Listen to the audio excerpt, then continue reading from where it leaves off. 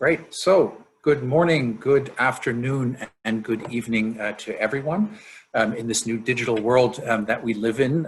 Indeed, you have to wish across multiple time zones, but I think that's actually a great thing. In the old days, we were often confined to a single time zone. In this new online and virtual world, we can actually reach a broader audience. So it is a true pleasure to welcome you all to this online panel discussion on digital resilience in the Eastern Partnership countries.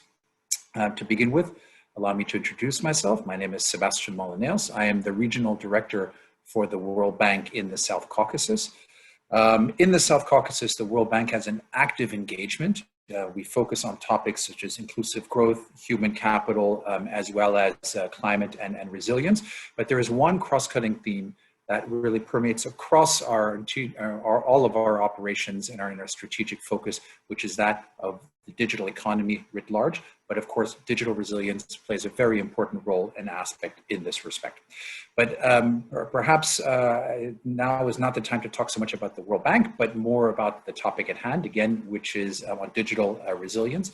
And in terms of the framing, what is digital resilience? And I'm sure we have a very strong panel that I'll introduce in a second, but the way that I understood digital resilience is the ability to continuously deliver essentially intended outcomes despite outside or adverse, I should say, cyber events.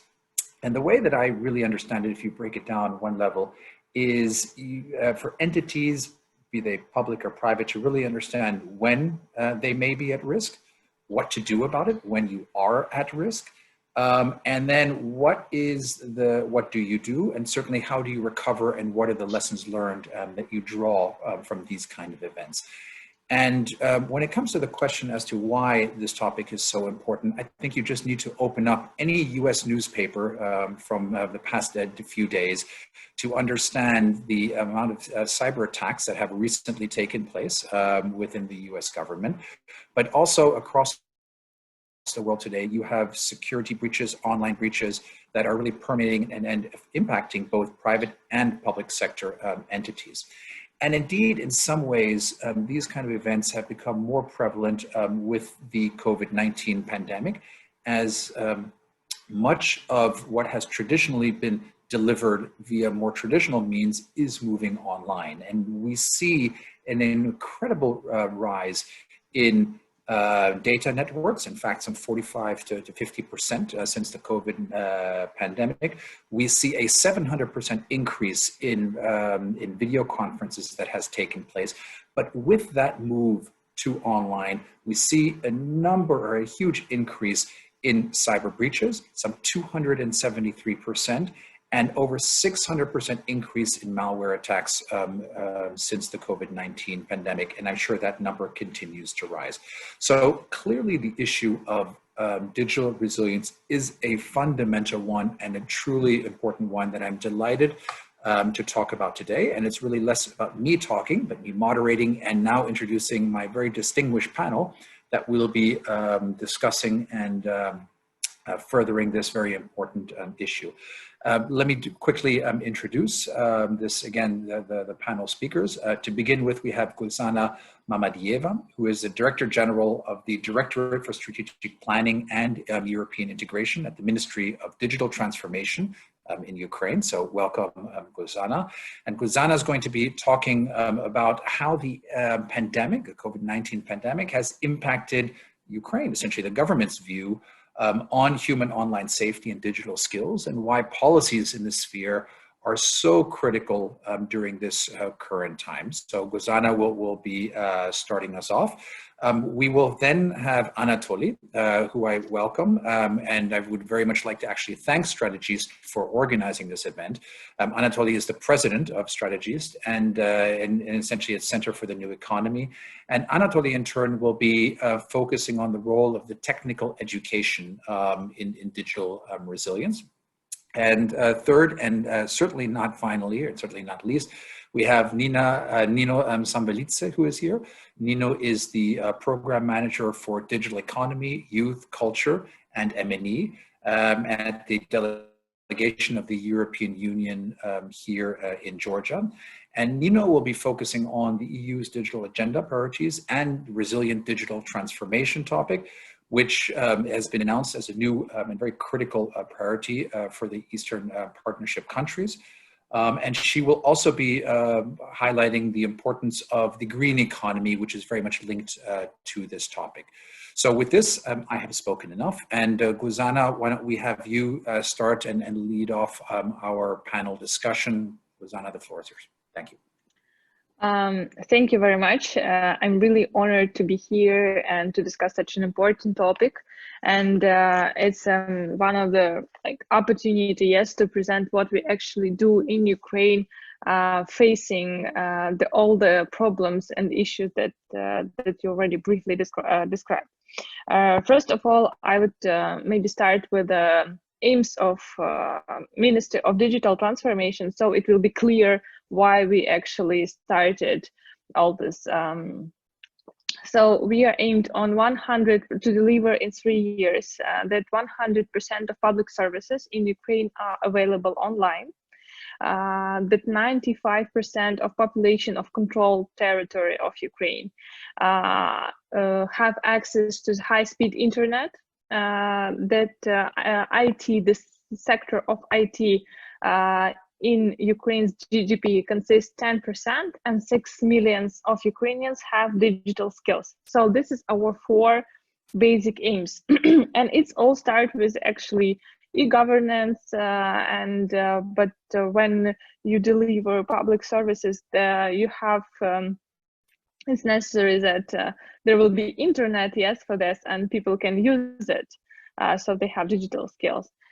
And we started our job with a survey of the level of digital skills of Ukrainians, and we found out that 53%, so it's more than half of population of Ukraine, doesn't have basic digital skills, so it's below the basic. And of course, this is we could not speak in these circumstances of digital resilience, as you mentioned, because this is also my understanding. What is it about digital resilience? It's ability to adjust, yes, to different cyber event in online. And because this huge number of excluded population from online world in Ukraine, we started a massive and effective campaign on digital skill promoting and raising digital skills. As of now, we have online platform, Dia Цифрова освіта, digital education with online courses, and we already have 400,000 students there. And we have courses, for example, like how to pay utility online, how to use e-governance, public services online, or how to protect like your children online, what is the parents control, and so on. So we have for different groups, for teachers, parents, for children. We have more sophisticated, for example, how to become blogger. So we open up the question not about safety issues and safety skills, but also about opportunities that internet bring and transform lives of people for better. And here it's important, yes, to understand that in our policy, digital skills and safety skills, they're really united. Because we speak about safety a lot, but we also speak about the opportunities. And during the pandemic, actually, how it influenced, because it was started before the pandemic, we understood it before that it is really critical, important for a population to have digital skills, because it will transform the businesses' lives and government for better.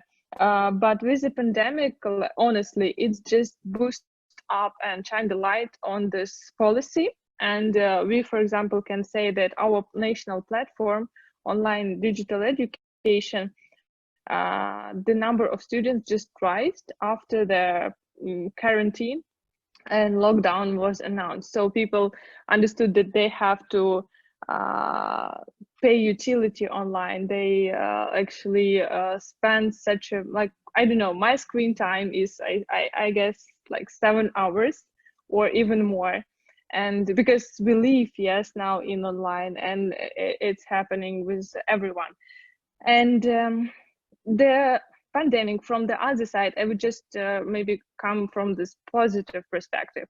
It just shined the light on the how important it is to have digital skills.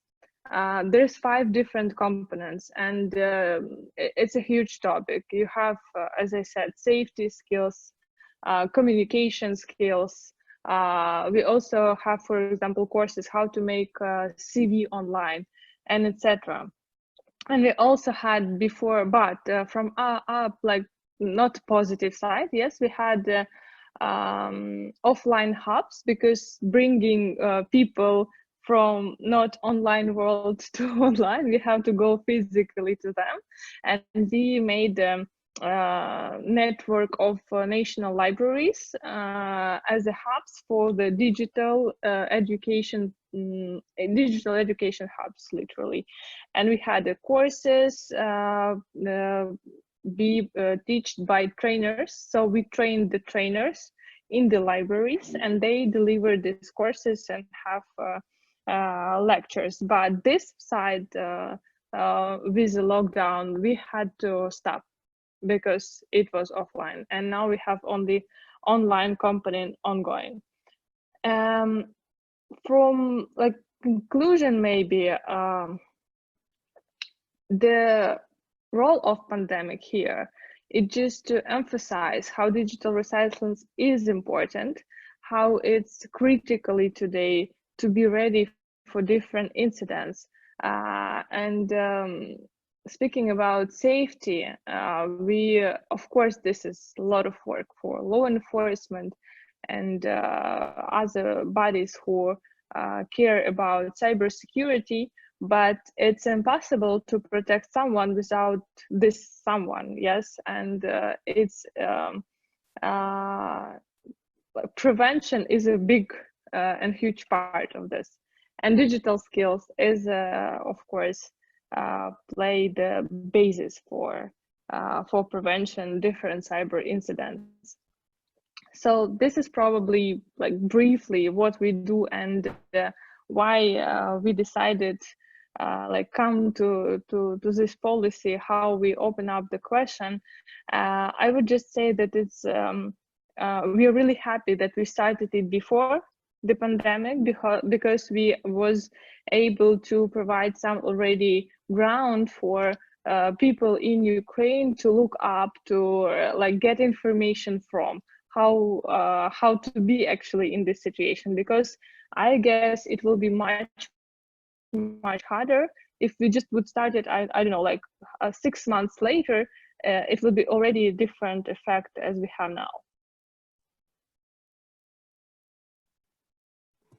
Thank you so much, Gulsanna. It's fascinating to see, and also very impressive to see the targets that you clearly had set beforehand. 100% online services, so truly having an e-government or e-governance system in place. 90+% access GDP, digital economy, representing 10% of GDP, and then certainly the digital skills agenda. One of the key takeaways, Gulsanna, and I wanted to follow up with you on this, it seems like a key was that you already had a strategic plan in place before the COVID-19 pandemic hit. Certainly the COVID-19 then probably helped accelerate that process of implementation, but nonetheless you had a plan in place. Could you tell me a little bit, what were some of the key elements of that plan? How did you ensure that that was championed? Did you have at the national level somebody championing this?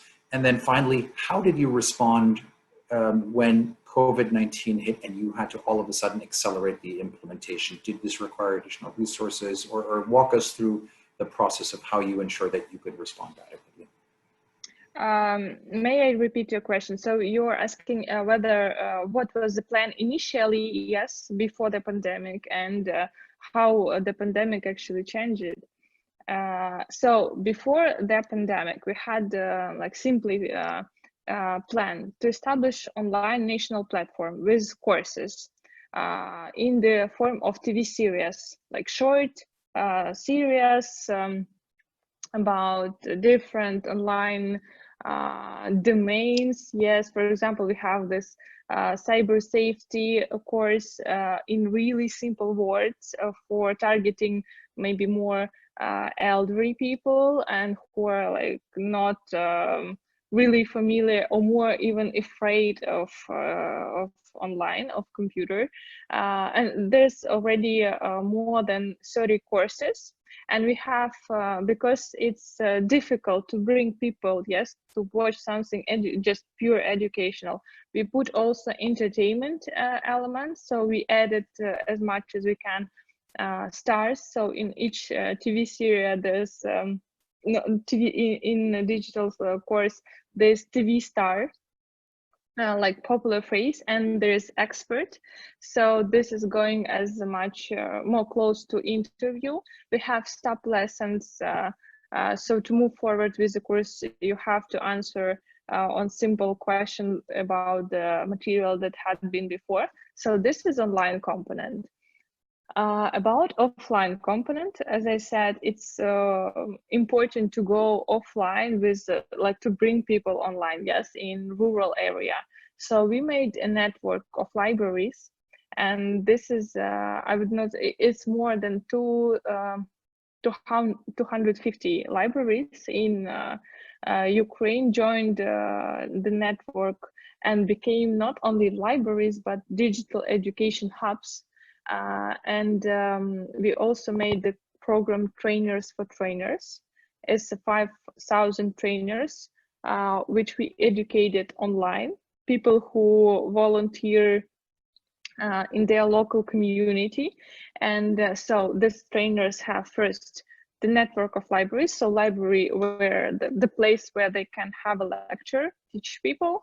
They have platform to which they go, like use a material, and bring people to these libraries. And we had actually before pandemic really fascinating effect, because it was, you know, also chance for people to communicate, to I don't know, have this little adventure. Yes, for like I would say for elderly people, it was really, we saw that they enjoying, first of all, the learning new things, and second, that they were not like one-on-one, but there was community and the classroom. So, but this offline component, speaking about how the pandemic influenced this offline component with libraries and trainers for trainers, we have to stop until the time of the quarantine, and we have only left the online platform.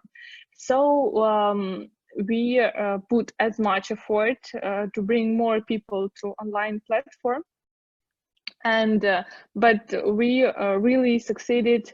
If before pandemic we had released maybe 2 courses in a month on the platform, 2 new courses. After pandemic, we have like up to 5, 6. The speed is really fast because the partners, and it's really much more, I would say, easier to engage partners because everyone more like understanding why we need it. Right. Yeah. This is fantastic. Gulsanna, thank you so much. I think it's fascinating to show, and again highlights the importance of having had a plan in place and then being able to respond and execute that plan during very trying and difficult circumstances, and very innovative use of going to offline libraries to help bring those that are typically offline into the online system in the digital economy. So thank you for sharing that experience. And the one other takeaway I have is the importance of digital skills and education, which brings me to my next panelist, which is Anatoly. And thank you again for really organizing this event, Anatoly, and for joining and serving as a panelist. And Anatoly, you're here to talk to us a little bit and explain the importance of the role of technical education in digital resilience. So very much look forward to hearing your comments. And before you begin, I just did want to take the opportunity to welcome all of the viewers on Facebook Live. This show is currently, this panel discussion is on Facebook Live. And again, I wanted to remind everybody that we're here to talk about the digital resilience in the Eastern Partnership countries. And again, I'd like to welcome all the Facebook viewers. Anatoly, the floor is yours. Thank you, Sebastian. Our experience was a little bit different because we had to transform or reformat our educational model because of the pandemic. So my experience working on digital transformation in the countries of Eastern Partnership has convinced me that the digital sustainability in the region starts with education. This includes education at all levels, starting with the most basic digital literacy, followed by the basic professional IT education, and finally the relevant higher academic education. Without universal digital literacy, we will not be able to transfer public services to a completely digital format. And we will have to support two systems simultaneously, which will lead to unnecessary costs and decrease in the level of security. The next level is the training of IT specialists, and the lack of such professionals is the only constraint on the growth of Eurasia's own IT industry. For instance, the IT industry in Ukraine is growing by 26% in a year. It could grow even faster, but this means that more than 50,000 new IT specialists should be trained yearly. At the same time, the domestic IT industry is the key to digital resilience. It is difficult to talk about cybersecurity if there are not enough developers inside the country who could at least support and expand digital transformation. StrategEast also contributes to the training of IT professionals. In February, as some of you know, in February this year, we, together with one of the global and leaders of IT industry, leading engineering company, EPAM Systems, we opened our IT Hub Educational Center in Georgia, in Tbilisi. And currently students are trained within this program for the most demanded IT professions. The IT Hub has become a perfect model of how a public-private partnership would work, or should work, in IT education. So we got the state support from Georgia's Innovation and Technology Agency, and students were pre-moderated and recruited by the BTU, it's Business and Technology University, private university in Georgia.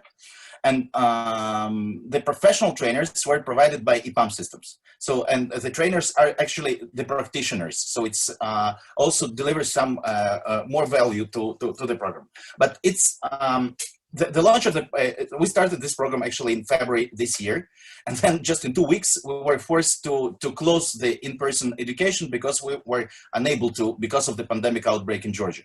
And then it took us close to 2 months to reformat this program to become one-on-one remote program. And starting on May 11th this year, we relaunched for our 40 students this program by remote education. And throughout the entire pandemic, our students successfully learned from EPAM trainers and teachers who were actually resided in other countries. And by October, we witnessed the results. The first graduates of IT Hub completed their studies and got their first jobs with the global IT companies. It's important that these young specialists do not have to leave Georgia to find a well-paid job. They can stay and work remotely. Investments in education have always been considered the most profitable in the long term. But in the digital world, for the first time, we're faced with the fact that investment in education has begun to bring almost immediate results. It takes 5 to 9 months to train one professional. In terms of an increase in GDP, training costs are paid off in 2 or 3 months. And in most of the cases in the countries of Eastern Partnership, there are also new expert earnings. StrategEast will continue to contribute to digital resilience by training IT specialists. And our IT Hub is now working in an online format, as I told, which means that we have the opportunity to recruit students from other countries. So our immediate plan is to start accepting students and training people from other countries of Eastern Partnership, like Azerbaijan and Moldova at this stage. And also this format allows us to solve different issues which are important in this region, like gender equality, and also Gulsanna was talking about rural areas. So today we don't need to bring people to the capital. It doesn't mean of each country, of any country, but we could train them there. We need only the basic English knowledge, electricity, and internet, which is also important and not always exists there. Thank you. Thank you so much, Anatoly. Very much appreciated. Can you tell me a little bit more, given that the overarching topic is on digital resilience, and you've highlighted very clearly and eloquently the the importance of digital literacy and the importance of training of IT specialists, and you've walked us through the program. If you could highlight a little bit more clearly the link between, again, the digital skills and the digital resilience. I would imagine that there are components and training components in digital resilience, and then how do these professionals, how do those people that you are training carry that over either into the public or the private sector in terms of protecting the various entities from various cyber or malware attacks? Thank you. Thank you, Sebastian, for this question. And actually, many times people confuse between two terms, digital resilience and cybersecurity. Digital resilience is not necessarily cybersecurity and protection of the local networks. It doesn't matter, governmental or private or corporate networks. It starts from the ability of people to use the civil services provided by the state. And I had an interesting conversation with former president of Estonia, Toomas Ilves, and he told me that the digital resilience and all this digital literacy stuff in Estonia started from in collaboration between the government and the private sector. So what they've done, they've asked local banks, or actually forced local banks to open their branch in each settlement, not necessarily city, not necessarily town, not necessarily village, even if they're only 2 houses. And the biggest network in any country is post offices. So what banks done? They actually located their computer where the locals could use their services in the post offices in Estonia. So actually the next stage was they should teach the locals, even the grannies, to use those computers, to get those services. Otherwise they will be fined, right? So actually the banks in this specific area took on themselves this duty of educating the population of Estonia to use the digital services, but also it was as a result they got the digital literacy to turn on the computer, to turn off, to open the browser, and the rest. So I think that the education, again, I split it to 3 levels. Digital literacy, which is a must, and here I absolutely agree with Gulsanna, and I did know these high figures in Ukraine, that 90% of controlled territory have some digital literacy. But it's a high numbers, and not in any country we have it, especially in Central Asia. It's more complicated because not any region is even connected to internet network. So it's so the first is digital literacy. The second is some basic knowledge how to use the professional tools. The third one is actually training people to become those who will maintain and develop the local networks. And it's inevitable that we will use, that everything will be connected to internet. And it doesn't matter to Chinese equipment or American equipment, but it will be Internet of Things will connect even our, the iron and the computer and the refrigerator. So I think that being able to use those tools is also important in terms of not being cheated. Because also in Ukraine, I spoke with the cyber police, and some parents got some messages, or some kids got their messages to their mobiles, and then they maybe spend some extra money because they're frightened not to spend this money. And it's also a function of education, not only in terms of using the computer, but also what are the digital tools, what they are, how to use them, and what you should prevent your kids or others not to do there, not to be cheated. Great, thank you so much, Anatoly. And again, just to highlight the importance of digital skills, and I think it's such an important and a fundamental element of, again, going back to the initial definition of what digital resilience is really truly understanding when you are at risk, what to do should a risk emerge, such as cyber attack, and then ensuring that you know what to do, how to recover from this, and what are the lessons learned from these types of digital resilience events. So thank you very much, Anatoly. And again, great to highlight, and we have a very consistent message coming from both panelists, really, of the importance of digital skills and digital education in terms of protecting against digital resilience. With that, I would like to turn to our third speaker, Nino Samvelidze. Nino, as I had mentioned, is again the program manager for digital economy, youth, culture, and M&E at the delegation of the European Union to Georgia. And as previously highlighted, she's going to be talking about the youth digital agenda priorities and the resilient digital transformation that's taking place. in Georgia, but elsewhere as well. And she is also going to be talking and touching upon the green economy, very much linked to the digital economy as well. So, Nino, the floor is yours, please. Thank you, Sebastian. I want to greet the panelists once again and also our audience online. I'm happy to be part of this panel today. And as you mentioned, I will try to cover the overall strategic approach of EU when it comes to digital transformation, and also provide you with some insights of the regional context and the country level cooperation. As you've rightly mentioned, all of us are experiencing drastic digital transformation, I think, in our lives, especially for last 8 months, and it is really affecting our daily life. And as you rightly pointed out, digital resilience now, I think it means knowing or acknowledging that we might be at risk while we are online, and also it means that we should be ready how to react if something goes wrong, and we should have this literacy and skills to counter this risk.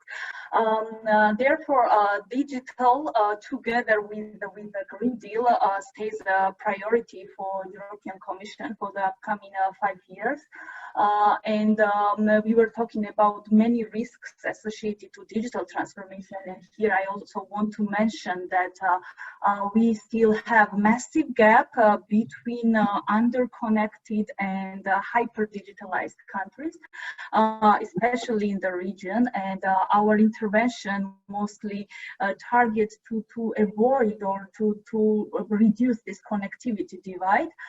We also see that women and girls are underrepresented in digitalization and ICT sector, and we often see misuse of digital technologies and data, which is often caused due to lack of literacy and skills once again, and which often becomes a reason for information manipulation and some radicalization as well.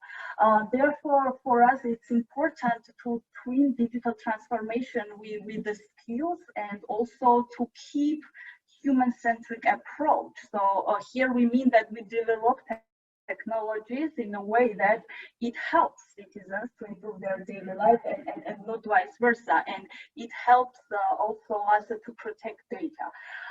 So in the strategy, we focus on 3 main pillars. So first one, this is the support to develop technologies which will improve citizens' life. And here we need to equip them with relevant skills and literacy so that they can protect themselves.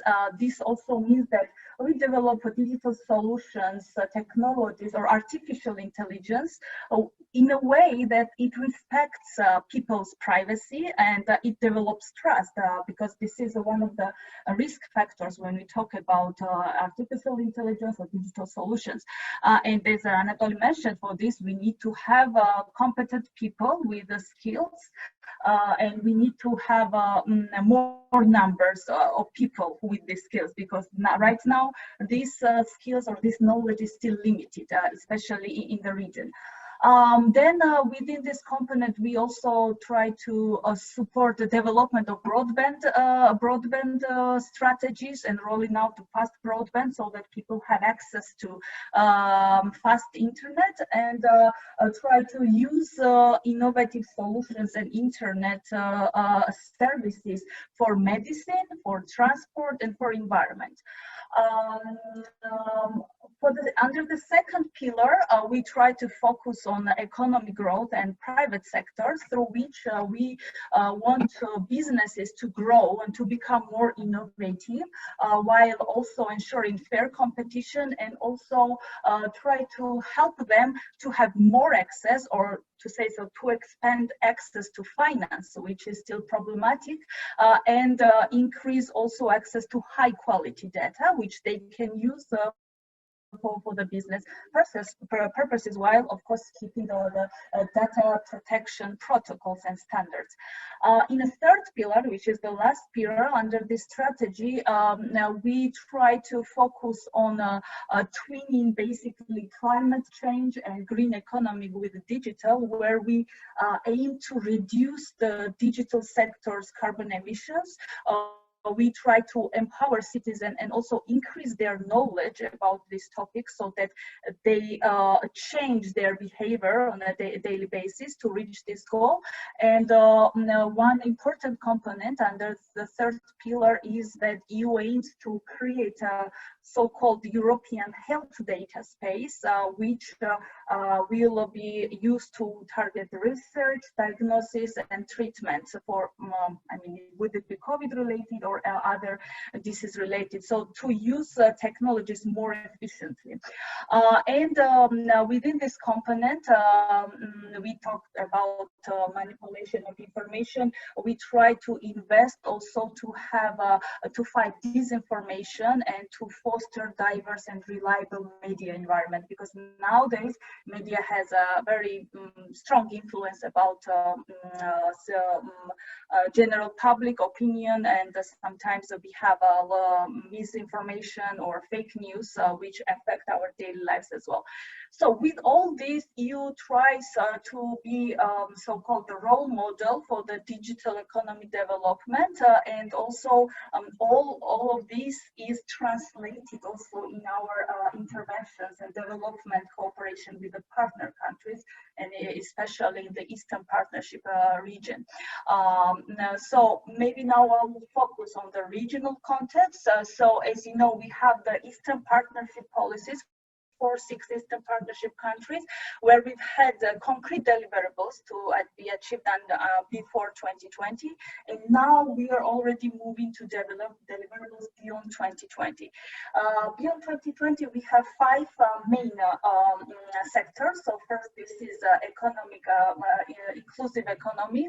We have accountable institutions, governance, rule of law, climate change and environment, inclusive societies, and fifth component, which is new and is a separate standing component, is now resilient digital transformation. So what we mean in resilient digital transformation, especially in the Eastern Partnership context. So here EU tries to support these countries in digital transformation, and it aims to extend also benefits of single digital market of the European Union. This also means that EU will invest to help these countries to meet the requirements and obligations taken under association agreements and other bilateral agreements.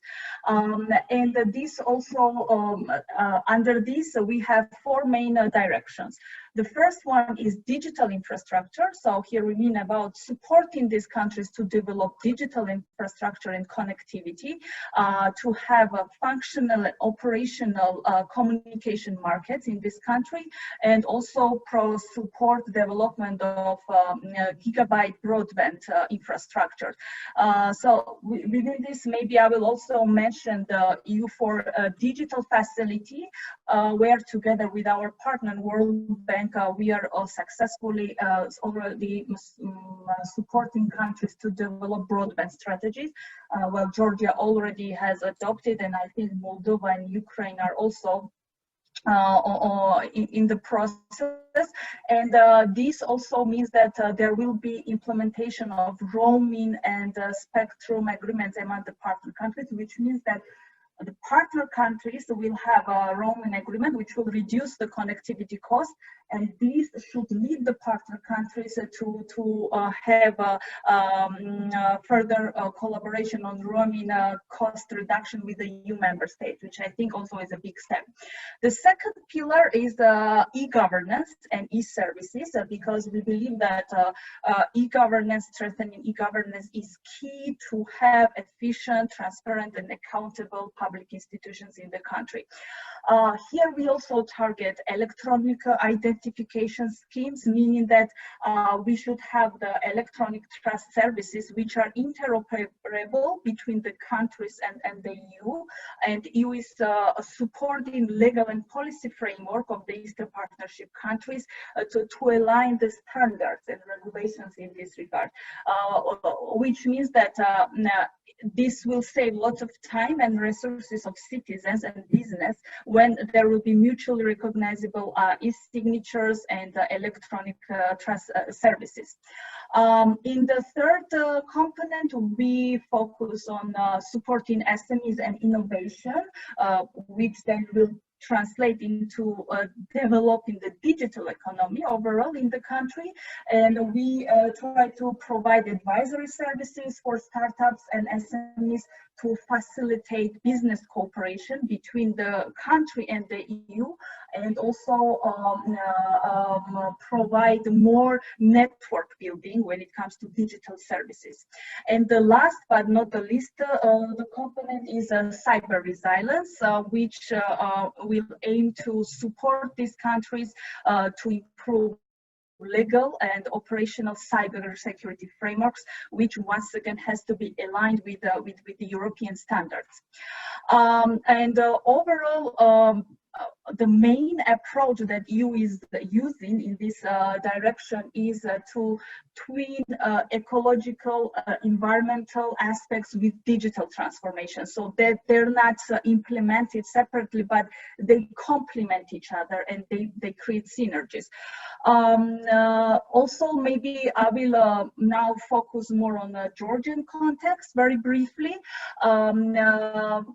because we were already working on the digital program this year in Georgia, but due to COVID development, we had to postpone it for next year. So next year we will soon sign a contract, the program which we call EU for Smart Economic Development in Georgia, which will have four main subcomponents. This will be to support Georgian government and the relevant agency to improve connectivity in the country, to improve access to digital services and modernize e-services, including financial infrastructure.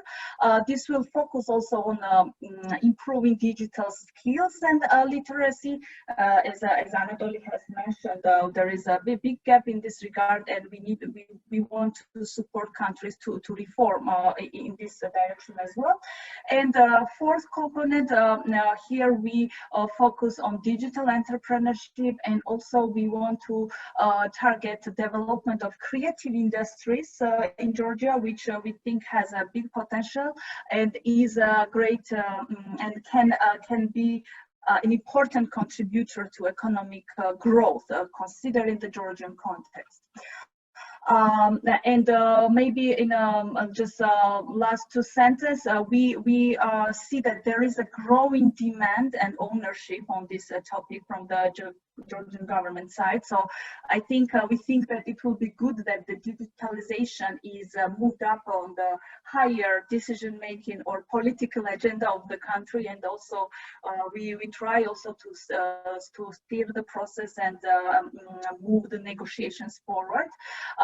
We think that it will be essential to speed up the finalization of policy and regulatory framework, because many laws are drafted already in this regard, but still, for example, law infrastructure sharing, electronic communication, law on e-commerce, they need to be finalized so that the strategy can be operational.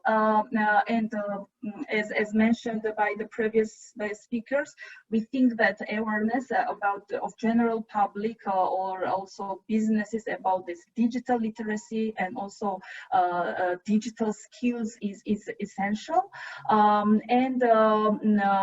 We also think that Georgia, not only Georgia, but I think the Eastern Partnership countries should develop schemes to support the medium and small-sized enterprises in their digital transformation. So I think these were the main points I wanted to touch base on, and if you have any further questions, happy to provide more detail. Thank you. Well, thank you so much, Nino. And I mean, truly a very impressive program that the EU has in place. And I think, you know, looking at all 5 pillars of the strategy, I mean, these make eminent sense, be it on the infrastructure side, the e-governance side, the access to digital services, skills, resilience. I mean, these are all core, and then others, you know, are all core aspects of a strong and, you know, digital economy strategy that government needs to put in place. And indeed, it's great to see the EU, the World Bank, you know, in partnership, you know, together with government in implementing that that strategy. I guess the one question that I had is I didn't quite hear sort of if you could walk me through how much demand do you see from government itself to focus on the digital resilience aspect of the, you know, very broad strategy that you have? Walk us through some of the challenges that you see right now emerging, perhaps from the government's perspective, and how the EU can help address some of those challenges. And then I'll conclude perhaps with one final question to all 3 panelists. But if you could, again, drill down a little bit on the digital resilience agenda from the EU's and the Georgia's perspective and how you're supporting the government. Thank you. Yes. Thank you for this question, Sebastian. Yes, so when it comes to demand, as I have mentioned previously, I mean, if we compare it for the situation to previous year or maybe first half of this year, we see that this demand is slightly growing because also, for example, when we started to plan our program, we had a regular consultation with all relevant agencies, but we really didn't see much interaction. But once the COVID happened, now we see that all agencies are contacting us separately, and they want to receive more support in this direction. So I think this is a good indication, and also we see that engagement or in the main political platforms or the association agreement meetings, we see that the presence is more high level now, which is also, I think, an indicator for this. And when it comes to challenges, I think one of the main challenges for us still stays. I don't want to name it as lack of coordination, but the issue is that in Georgia we have many different agencies responsible for specific digital or e-related content. So we have agencies under Ministry of Justice, whereas, for example, we see the Ministry of Economy as the leading actor in this regard. We have Ministry of Education. So these services and the service provisions are very spread. And one of the challenges is to have a coordinated approach and also to design a program in a way that is like equally engaging everyone. And there is also ownership and commitment to work together on this specific aspect. I think it's not something new, but when it comes to digital, for me, it's as like a cross-cutting topic, you know, because you have digital in economy, agriculture, education. So that's why it's the most challenging. But with our dialogue platforms and with close coordination with our partners and donors, we try to address this issue as much, I mean, as efficiently as possible. But it's not easy. It requires a lot of, steering and coordination between different stakeholders. But I think once there is a political will push this reform, I think this will also help to consolidate all the actors. Yeah. Great, thank you so much, Nino. That's I couldn't agree with you more. And really, when it comes to the digital economy and government's response to some of the opportunities, but also challenges arise, this is truly a cross-cutting issue. And as you were saying, it does require sort of interministerial coordination and cooperation. And I would be very keen to hear a little bit, Gulsanna, from you. I know that you are part of a ministry of digital transformation in Ukraine. So walk us through a little bit about how you take on this challenge of sort of cross-ministerial coordination, cooperation. I can't imagine it's always easy. It'd be great to hear a little bit about your experience, just very briefly, please. And Anatoly, if you have any other country examples or good practice examples about how government can coordinate across to meet this very important topic, digital resilience, that would be much welcome. And then before you respond again briefly, We do have a number of Facebook users live that are watching right now. So if you have any questions to one of the three panelists, please do enter your questions on the messenger or chat function, and then those will be relayed to each of the panelists. So please, I encourage any of the Facebook users online just to submit questions to the panelists as well. But Gulsanna, over to you to begin with for your views on interagency coordination. Thank you. Thank you, Sebastian, for this question, because when Nino said that it's really hard to, like, not easy, yes, to coordinate, I just feel this recall and the challenges that we already have, like, passed through. So we come to the, just to emphasize how it is not easy. We, in conclusion, come to the following structure in the government of Ukraine to the digital transformation. So in each ministry, we have our minister is Ministry of Digital Transformation, and our minister have a status as the deputy prime minister. So he's have the thing that he has in each ministry the deputy minister on digital transformation. So this is just like spread it in every minister. We have our digital agent, we say. And this is just covering ministry, but what about taking to region? This is absolutely other story, and you know, it may take long time to decision come to the local community and go back. So we have also in each local, in terms of decentralization of Ukraine, the decentralization reform, we have deputy, we call it CTDO, it's a Chief Digital Transformation Officer, and in each region we have also this digital agent. We also have a committee in the parliament, so they help us to with the regulation parliament, the committee on digital transformation, and this is a big structure, and it's let's say made compared to Euro integration process, because we have the deputy minister on Euro integration and deputy minister on digital transformation in each sector.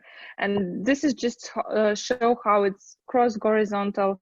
And I think we already have result and effective results. So we can say that this structure is effective, and only having this spreaded digital agent network can help move things forward and move things in each ministry. Besides, we have in our ministry, let's say like DTP, Digital Transformation Program Manager, who works with each minister. And we also plan to release the actually publicly available dashboard of all the projects in digital transformation in each ministry. And it will be absolutely transparent and visible for citizens how we move forward. Yeah. Great, thank you so much, Gulsanna, and very fascinating to hear about this concept of having digital agents, you know, in each of the various ministries. Almost sounds like a Jean Le Carré novel, but rest his soul.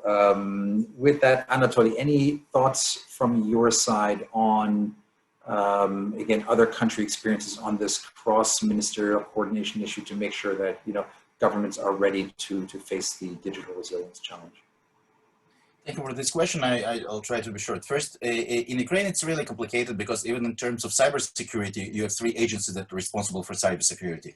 So it's cyber police and people who are responsible for special connection for the president's office and the security services. So even to put it together and to make sure that nobody interferes there, it's a complicated issue. Not talking about what Gulsanna was talking, but in Georgia, I'm really excited that the government, I think that they started even not only understanding, but also vocally supporting the idea that today Georgian economy has three pillars. So it's digital along with agriculture and tourism, because it was never been expressed openly. And today, when you listen to Minister of Economy and Prime Minister, they're saying it means that at least they started understanding that it's important. But in Georgia, you know that many reforms have been already executed, like the land registry is based on blockchain technology, which actually makes it complicated to falsify things there, and many other. But it's true that still it's not it's not centralized, and I agree with Nino that it should be a separate approach, and somebody who is in the government is responsible for digital transformation for whole digital, not for whole Georgia, not only economy, but the civil services, and making it just unified and integrated with the European single digital market. I agree with this. Great, thank you so much, Anatoly. So, look, colleagues, I'm taking, we're coming on the hour, and I have a number of takeaways here. I will not try to provide an exhaustive summary, but certainly some of the key takeaways that I have in terms of, both public as well as private sector entities meeting the digital resilience challenges. Number one, having a clear sort of strategy and a plan in place, as we saw in the case of Ukraine, but then being able to accelerate that should the need arise, and certainly that occurred with the COVID-19 pandemic, and making sure, and this is the second critical point, I think that Anatoly, that you brought up very nicely, is to really focus in on the digital literacy, digital skills, digital training agenda. You cannot talk about this topic in the abstract. You need to have the necessary human resources capacity and understanding to be able to really address this particular challenge. And then having strong partners such as the EU with also clear strategic directions and a clear framework with a set of pillars in place, surrounding again the infrastructure, the e-governance, the resilience, access to services and skills again, I think is really, really critical to ensure that there can be a joint and a cohesive rollout and implementation of such strategy with the necessary resources. So with that, I would like to ask the panelists for just a quick tweet type of response to the following question. All of you have highlighted the importance of digital skills, digital education and training as part of your respective interventions in terms of meeting the challenges of digital resilience in our Eastern Partnership countries. But if there's one other aspect that you would really like to accentuate and highlight in terms of the implementation, again, of digital resilience, sort of action plans for both private and public sector entities, what would that be? What would that one additional element be to help, again, the companies ensure that they are well protected and digitally resilient? Perhaps if I could ask Gulsanna to start off, Anatoly, and then finally Nino, I'll have you go last. Again, a very brief 30-second tweet-like comment, please, over to you. My advice would be maybe first, like for Ukrainians, yes, and for representatives of other countries who will make translation, it's really like not advertising, but we have a useful tool, the digital education platform, and it's all that necessary for building your digital resilience, understanding as actually the problems, the nature and how you can respond and where you can go and how you can prevent it. It's built, it's placed in the educational platform. We also have, because we have many products and I just didn't have much time to present it. We also have the business platform, which is a platform for the small, medium enterprises to help them to overcome actually this complicated period. And there's also a lot of advices and online consultation, free consultation for a small SME, and there's ideas and documents, free documents that are necessary, and all cycle that kind of problems that SME can have. So this is also very, very useful tool online, absolutely free, which is made by government for its citizen, and I believe it will be much, much helpful. Great. So essentially what I'm hearing is platforms for individuals and businesses to support digital resilience. Fantastic tweet. That's something that we can live with. Anatoly, you're in 30 seconds or less, please. Thank you. So I actually always prefer not to reinvent the wheel. So I think that the companies that today face the cybersecurity threats are the tech giants like Microsoft, Google, and Amazon, for example. And I think that once the government will invite them to do pro bono some training for the government officials, and also to rely on platforms like Gulsanna mentioned, and to see what are the best regional practices. It actually was the idea of our forum, if you remember, actually to share the best practices and not to reinvent the wheel. So I think to rely on tech giants and to ask for their advice, and they'll do it for free, I'm sure, as EPAM systems are doing for their clients, and also to study from the best cases like the Ukrainian case. And I still think that DSCT and DIA platform is one of the best practices these days in the region. Great. So the tweet I'm hearing here are public-private sector partnerships between the tech giants and government to support digital resilience. Fantastic. Nino, final word to you. What is the key lesson learned beyond digital skills?